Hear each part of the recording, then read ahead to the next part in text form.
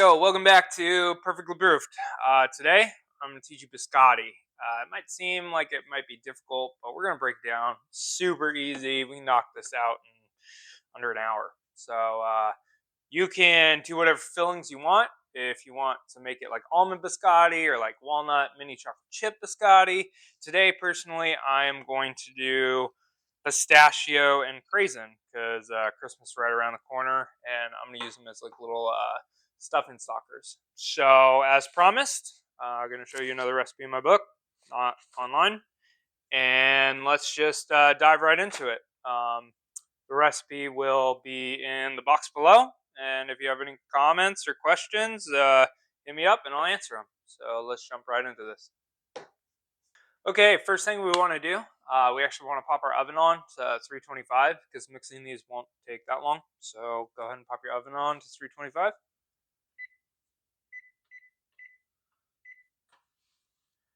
And we want to measure out our dry first. So let's go ahead and do that. Like I said, recipes below.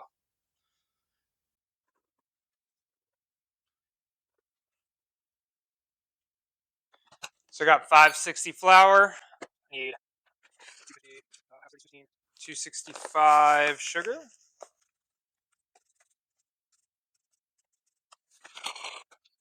We need 2 teaspoons of baking soda. A teaspoon of salt.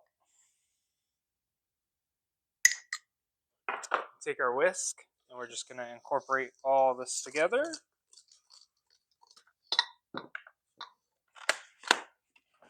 And then just add your fillings.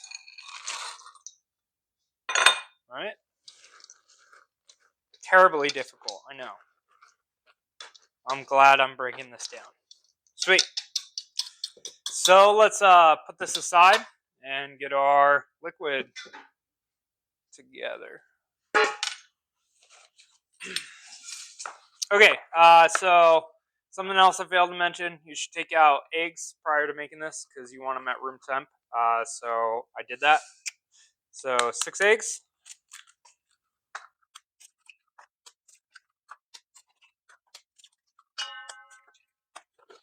I like to whisk these together before I put everything else in.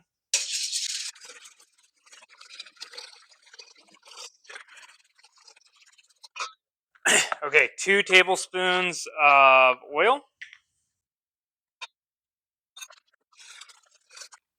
Okay, if you're doing this with almonds, this next step, I'm going to add vanilla and water, right? But if you're doing it with almond and you have almond extract, use almond extract and also almond milk instead of water. Also, if you don't have an extract or vanilla or whatever, replace it with water because this is not going to seem like it's going to be wet enough. So we want to use the appropriate liquid in here so that way it combines all of our dry together, and that'll make sense here in a minute. So I'm going to do a tablespoon of vanilla, and I'm not. To my knowledge, there's no such thing as pistachio milk, though there probably isn't now. So I'm going to do 2 tablespoons of water. Mix this together. Now that we got this all whipped together, we're going to just add it to our dry. Okay, this is where it's going to make sense where I told you to use the appropriate amount of liquid because it's not going to seem like it's enough to combine all this, but it is. I promise you it is. Do not add any more. So we're just going to add our liquid to our dry. Make sure we get it all out of here, or as much as you can.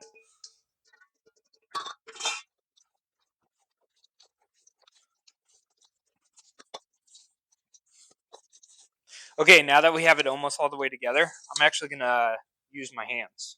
So this is going to get a little messy, but...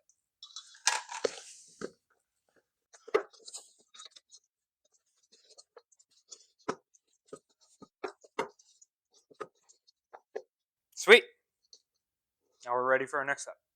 Okay, you want to get 2 baking sheets, put parchment down on them, and I'm going to sprinkle like a quite a bit of sugar on here, so that way it helps release them because of how wet the dough is, right?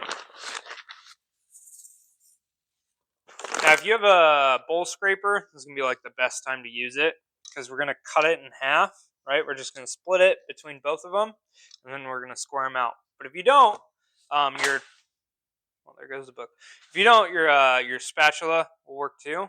But a great trick I've learned is if you wet your hands, it makes the dough easier to work with and it won't attach to your hands.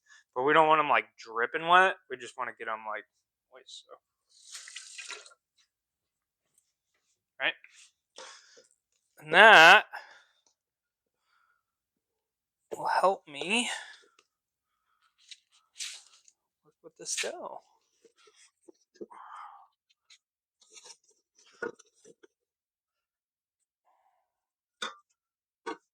Okay, maybe a little bit more wet. I lied.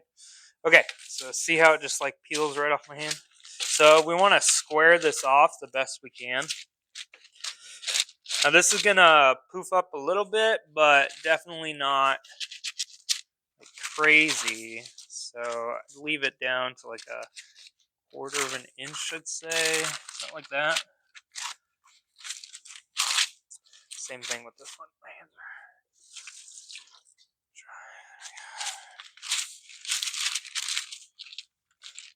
dry. So we definitely want to square them out. Make sure that they're all the same width, so that way they cook evenly.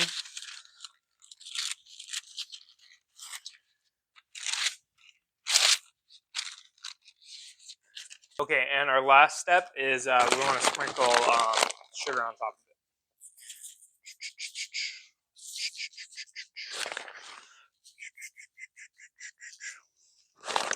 As you can see, this one's like a little bit bigger than that. It's fine because I'll pull this one out a few minutes before this and let it keep cooking. So we're gonna bake it at 325 for 20 minutes, spinning after 10. So let's pop it in our oven for 10, and then we'll spin them 10 more. Let's do it. Okay, these look great. This large one took me about 28 and the smaller one took about 22. But the best indicator to find out that they're done are these little air pockets right here from the sponge. And then as long as like it springs back on you, you know, it can be a little doughy in the middle, but you'll feel that it's done, right? And it's fine. Like, I know it looks a little doughy in the middle, but once we cut them into biscotti, like cookies, we're just gonna pop them back into our oven at 300 and bake them again. So there's a nice shine on there too from the sugar melting on top, as it should have.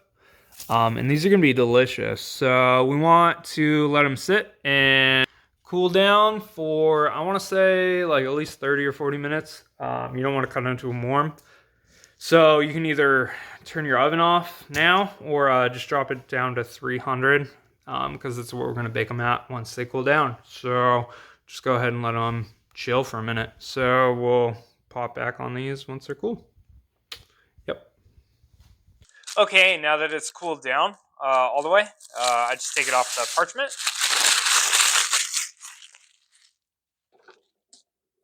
I don't reuse it because the parchment's like slightly moist. So I use a new parchment on a new sheet pan, and we also want to sprinkle it with sugar. That'll help crystallize on the outside of the cookie and also be easier for them to flip. So now that we have all that set up, we want to cut our biscotti. So I always kind of take this corner off. I don't throw it away, I eat it, but I don't serve this. So, I don't know, a little ½ inch. There we go. You want to try and get them all the same size, so that way they toast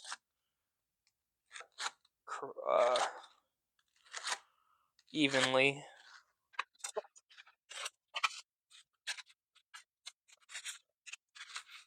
You want to leave some space in between each one, so that way they toast evenly.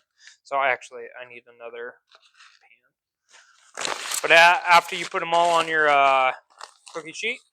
Go ahead and also sprinkle the top with sugar. That'll help crystallize and give it that nice snap. So there you go.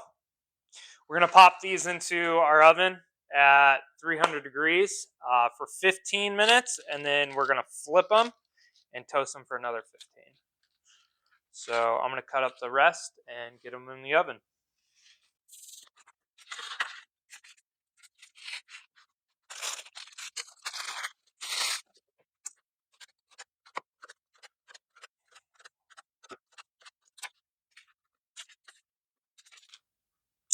And if you want, if this is too large of a cookie, you can always, cut them in half too. Toast them up this way too. Totally fine.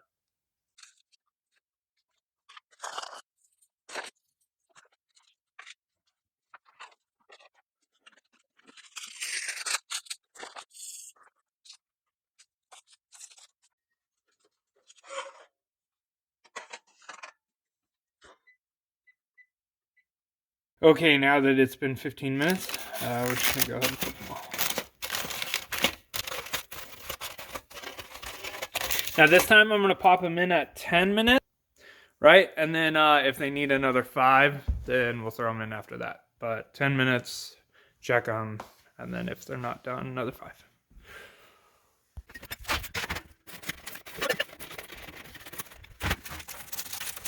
Okay, mine only took another 10 minutes after the initial 15.